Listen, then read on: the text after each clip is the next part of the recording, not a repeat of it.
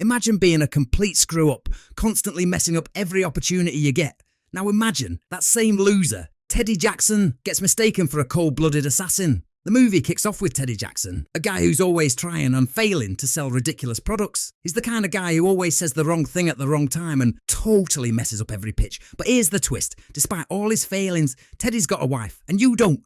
And it's her birthday. So Teddy books a cabin by a lake to celebrate, but there's one problem. The reservation page is a mess because there's no toner in the printer. Of course, Teddy promises his wife that this time he's got it under control, no more screw-ups. Teddy heads out to Marty's gym to pitch yet another wacky business idea. Non-contact boxing. Yeah, sounds crazy, right? Marty, the gym owner, just stares at him like he's heard the worst joke ever.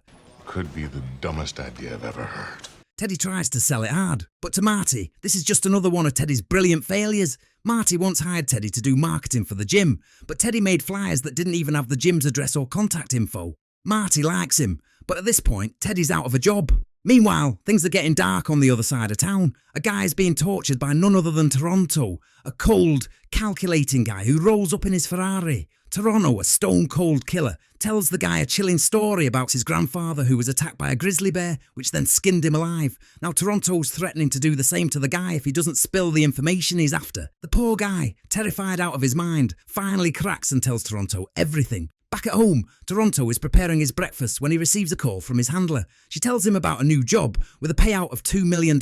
She informs Toronto that it's a 2-day extraction from Onioncock, Virginia. He's on his way, and his handler gives him the address, House 1465. Meanwhile, Teddy, heading to the cabin to prep for his wife's birthday, is struggling with the address. The low toner makes it impossible to tell if it's number 6 or 8, so Teddy takes a wild guess and heads to 1465. Upon arriving, Teddy grabs a box from the trunk. As he's pulling things out, he drops a knife, picks it up with his hand, and unknowingly, he's caught on camera. A man in the house takes his picture, mistaking him for the infamous man from Toronto. The huge guy opens the door, sees Teddy, and lets him inside. The giant immediately questions him about the champagne, and Teddy, a little confused, tells him it's for a celebration. The giant, looking at the mysterious contents of Teddy's box, asks if it's part of his method. Teddy awkwardly says it's just for a warm-up, hinting at some personal plans. Teddy then goes to the bathroom, and that's when the giant starts snooping through the box. What he finds, baby oil and an eggplant, makes him assume Teddy came directly from one of Diddy's parties. The huge guy takes Teddy down to the basement, which Teddy assumes is just a tour, until he sees a man cuffed to the ceiling. Teddy is terrified. He tries to leave, but the giant stops him, saying, "We have work to do." That's when the bombshell drops. The giant introduces Teddy as the man from Toronto. Teddy, of course, is completely confused. The giant says he's lucky to witness what Toronto does today, unless the prisoner starts talking. Teddy realises quickly that if he can somehow make the prisoner talk, he might be able to escape this nightmare. He decides to trust his instincts and approaches the prisoner, named Colin. Teddy confesses that he's not Toronto and begs Colin to help him out by telling the goons what they need to know. The giant suggests they start with the eyes. He starts with the eyes. Teddy, playing along, goes full into his act and begins showing his thumb to the prisoner. It's the last thing you're gonna see. Look at this. Colin is visibly terrified. Teddy, trying to play the role of a ruthless hitman, screams at him to tell everything or he'll gouge his eyes out. The fear on Colin's face is palpable, and with a terrified voice he blurts out a code. The giant writes it down and confirms that the mission is complete, but just as they think they've got everything under control, bam! A flashbang drops into the room, stunning everyone. The FBI storms in, taking the wall down in one move. The goons are shot down, but one of the bullets hits a gas cylinder, triggering a massive explosion. In the chaos, Teddy does the unthinkable. He rides the gas cylinder like a makeshift rocket, creating a hole in the wall and making his escape. He's quickly caught by a team of FBI agents lying in wait in the forest. Teddy tries to explain himself, insisting that he's not the guy they're looking for. He tells them he just happened to end up at the cabin by mistake and that he's an idiot from Yorktown. They believe him, but then they show him a picture of himself taken by the giant from the cabin. It turns out Teddy's face was sent to the former Venezuelan colonel, Sebastian Marin, a guy who once tried to overthrow the government with a coup. US intelligence stopped him, but Marin managed to escape with his wife. Now Marin's planning to take revenge on the US, and guess who he thinks is the hitman Toronto? Yep, you guessed it, Teddy. The FBI agents explain that they want him to keep pretending to be Toronto, the notorious assassin, because Marin believes Teddy is him. The agents share Toronto's file with Teddy. He's an expert in 23 martial arts and uses 19th century poetry as his code. But Teddy, he's not interested. He insists that it's his wife's birthday and that he won't get dragged into this. Enter Santoro. Santoro is like the friend who's always hovering around your girlfriend, and Teddy's not a fan. Santoro will act as a personal butler to his wife, Lori, and take care of her while Teddy's gone. You will do no such thing. Not passing my wife off to this man. and points to another agent. Why can't it be his ugly ass? Why can't he go? The agent then tells Teddy that he needs to meet Colonel Marin in Washington, D.C. tomorrow. Teddy reluctantly agrees, but only if they clear his debts first. Teddy comes up with a lie to explain the situation to his wife. He calls her and spins a story about going to an important meeting, promising her that Santoro will take her to D.C. while he handles things. Later, he'll take her out for a nice dinner to make up for everything. Santoro rolls up in a limo to pick up Laurie, and she's blown away by the luxury. She's amazed and totally falls for it. Meanwhile, Toronto's on the case and he's not happy. His handler calls to inform him that someone's been impersonating him, and not just any impersonator, but one who managed to get the same information he was after. Toronto's pissed, but he's quick to analyse the situation. He shows up at the site, and what does he find? Lube, all kinds of questionable sexual weapons, and wait for it, Teddy's reservation and email. After seeing all this, Toronto starts to think that maybe this impersonator is a professional. His handler starts hacking into the email and informs him that the first 4 letters of the password are PASS. She estimates it'll take about 3 hours to crack it. But Toronto takes a guess, enters the password, and boom, it's right. He knows something's up. Whoever this impersonator is, they're toying with him. To make matters even crazier, Toronto starts playing Teddy's ridiculous sales video for non-contact boxing. His handler tells him it's all a trap. Toronto isn't slowing down though. He starts tracking Teddy's phone. The next day, Teddy has reached in front of the museum where he is supposed to meet Marin. Agent Davis briefs him that Toronto's client will use 19th century poetry as code. They will say, "Oh, the bleeding drops of red." And in return, Teddy has to say, "We're on the deck, my captain lies, falling cold and dead." The 2 brain cells of Teddy starts to panic. Davis puts a tracker in his jacket and Teddy starts moving towards the meeting point. Toronto was already reached there, spectating the whole scene. When Teddy meets Marin's wife Daniela, she says, "Oh, the bleeding drops are red."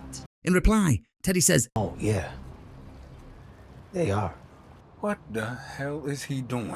with confidence, Teddy claims to be the man from Toronto. Daniela commands Teddy to accompany her, revealing that his mission is far from over. Teddy, expecting to meet Marin for his payment, is taken aback. Daniela clarifies that another critical task awaits, leading him to their vehicle under the vigilant eyes of the FBI. Agent Davis, sensing the gravity of the situation, initiates a pursuit. Toronto hijacks Davis's car, takes his phone, and forces him to tail the SUVs. Toronto misguides the FBI team, leading them to intercept the wrong truck, where Teddy is not found. Toronto pushes Davis out of the car. During the tense journey, Daniela informs Teddy that Mr. Collin has provided the necessary codes, but the Colonel still requires the crucial component held by Mr. Green. Teddy's new directive is clear: deliver Mr. Green to the Colonel in Puerto Rico. At an airstrip, a cargo plane awaits them. While on the plane, Toronto unexpectedly appears and everyone aims their weapons at him. Toronto claims they're on the same team and accuses Teddy of being an imposter. Teddy objects, asserting the lack of evidence in Toronto's accusations. Toronto suggests talking to the client and Teddy repeats his words. You're just gonna parrot everything I Are say? you just gonna parrot everything I say? Toronto grabbed Teddy's hand and twirled his fingers, asking who he is. One of the mercenaries shows Teddy's picture and says that he is Toronto. Toronto proceeds to subdue the mercenary by punching them, throwing them around, and snapping their neck. At this point, Teddy is shitting his pants and urges the mercenary to shoot the bald guy. In an attempt to escape, he slams his head on the cabin door. Another person came out of the cabin and Toronto kicks him back in, ultimately stabbing the pilot in the neck. The plane begins to ascend. One of the men attempts to shoot Toronto, but accidentally hits the window while Toronto engages in combat. Teddy pulls the lever to open the back door. Both Toronto and his opponent are pulled out, with Toronto's leg getting caught in a trap. Teddy is also drawn out as the plane starts descending and heading towards a crash. Toronto manages to catch Teddy in mid-air. Toronto shoots the button attached to the strap and it starts pulling them back inside. Once inside, Toronto yells, Never, ever, never! Toronto takes control of the cabin, skillfully manoeuvring the plane on the brink of a crash. Once stabilising the situation, Toronto questions Teddy about his real identity. Teddy claims to work for Marty as a sales representative. Toronto probes further, asking why Teddy was in that cabin. Teddy explains it was a mix-up due to a blurry address, as he mistakenly ended up at the wrong house. The occupants assumed he was Toronto. This is a full-on pig fuck. He inquires on plane's destination and Teddy says Puerto Rico and gave him all the information. He says that he needs to go back to his wife as it's her birthday and he's afraid of his wife more than he is of Toronto. Toronto humorously questions if Teddy's wife will torture him. With the silent treatment? Yeah. Toronto successfully lands the plane in a farm, leaving Teddy still processing the reality of the 6 people he intentionally killed. He cuts a fuel pipe and ignites a fire in the plane. Toronto calls his handler and tells her that he's in Puerto Rico and that he met the imposter, who is more like the top commenter on this video. The handler instructs Toronto to eliminate the imposter, but Toronto explains that Moran believes the imposter is him. Therefore, he cannot carry out the order and assures the handler that he'll handle the situation. When Teddy inquires about his role in the mission, Shut up, or I'll kill you. Teddy and Toronto are out shopping. Toronto attempts to replicate Teddy's appearance as a seasoned assassin. You need to look like you've done this before. In an elevator to Mr. Green's location, Teddy isn't sure if he can do it. Toronto, angered by Teddy's hesitation, explodes at him, threatening that if Teddy fails to carry out the task with Mr. Green, Toronto will subject him to torture. My bad.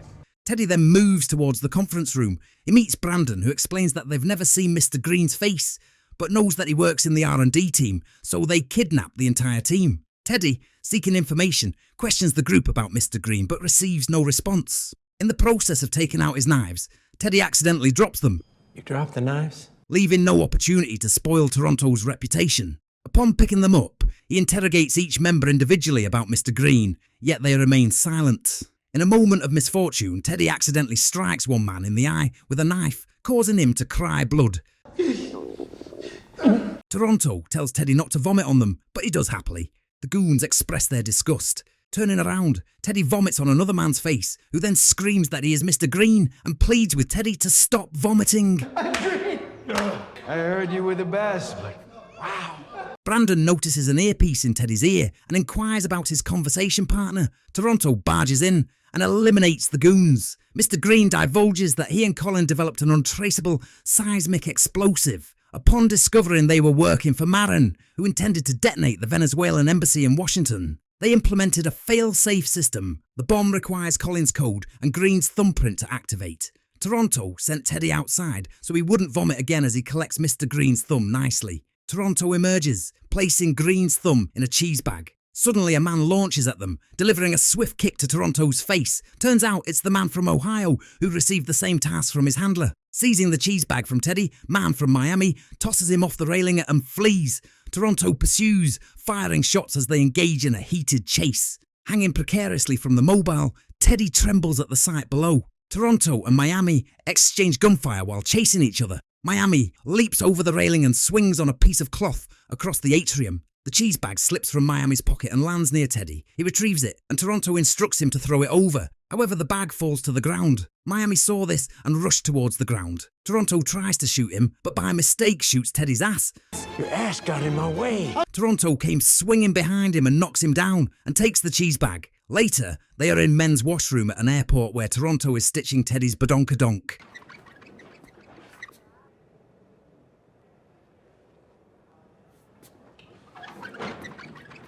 In the plane to DC, Teddy, attempting to connect with Toronto, mentions having seen Toronto's file. He expresses empathy, referring to Toronto's grandfather's death. Toronto gets angry and tells Teddy he doesn't know anything. He says Teddy's problems aren't because of printer issues, but because he never follows through on his decisions. That the only good thing Teddy ever managed to get was his wife, and he'll probably mess that up too. Once they leave the airport, Teddy faces Toronto and agrees he's right. He has not been the best husband. He asks for Toronto's phone so that he could make the phone call. Teddy calls Laurie and apologises for all the screw-ups he has done. Laurie tells him not to worry about it and informs him about the change of restaurant. Toronto abruptly ends the call. Before Teddy can say goodbye, Toronto informs Teddy that they'll go to the restaurant with Toronto posing as his associate. They went inside the restaurant and Toronto is feeling a little uncomfortable. Teddy advises him to act like a regular person, encouraging eye contact and a smile. That's not the type of eye contact that we're talking about. Santoro, who was outside the restaurant and informed the team about an unidentified man who entered the restaurant along with Teddy. FBI hacks into the cameras inside, but are unable to identify the man because of poor video quality. Toronto and Teddy reach the table with Laurie and her friend Anne. When Anne tries flirting with Toronto, Teddy tells her that Toronto is taken by Deborah. Toronto interjects, revealing that Deborah isn't a woman but a 1969 Dodge Charger for 440 RT. Teddy questions if Deborah is a car. Anne jumps into the conversation, enlightening Teddy that Deborah is not just any car, but a potent weapon with 8 cylinders of big block high torque horsepower. Toronto smiles at Anne's remark, and she notices a knife tattoo on Toronto's hand and asks if he is a chef. Toronto said he wanted to be, but he's afraid that no one would come at his restaurant. I'd come. Toronto locks eyes with Anne and smiles. As they are dancing, Miami enters the restaurant and Teddy spots him. He tells his wife that he needs to go to the washroom and takes Toronto along with him. They ended up in the storeroom, where Teddy tells Toronto that the man from Puerto Rico is back. However, Toronto seems distracted. He's here. You think Ann likes me? Snap out of it, man! Miami barges into the storeroom, aiming his gun at Toronto while demanding the thumb. In response, Teddy retrieves the cheese bag from his jacket and hurls it onto the floor. Miami discloses that Toronto's handler is the one who hired him. Reacting quickly, Toronto tosses a can at Miami and charges towards him. In an attempt to assist his partner, Teddy throws plastic jugs, but they inadvertently bounce off Toronto's chrome dome. Toronto manages to kick the gun into a mop bucket. Miami retaliates by putting Toronto in a headlock. In an effort to help Toronto, Teddy grabs the gun, but accidentally shoots Toronto in the thigh, taking advantage of Toronto's weakened state. Miami punches him and strides over him, exiting the room. Agent Davis arrives at the restaurant and scans the dining area, but could not find the two. Police cars converge in an alley. The duo came out of the restaurant and Toronto tells Teddy to steal and drive the cop car. Meanwhile, Miami and the handler arrives at Marine's place. Miami informs them that Mr. Green couldn't make it, but his severed thumb did. Marine says that the payment will be delivered after the fireworks.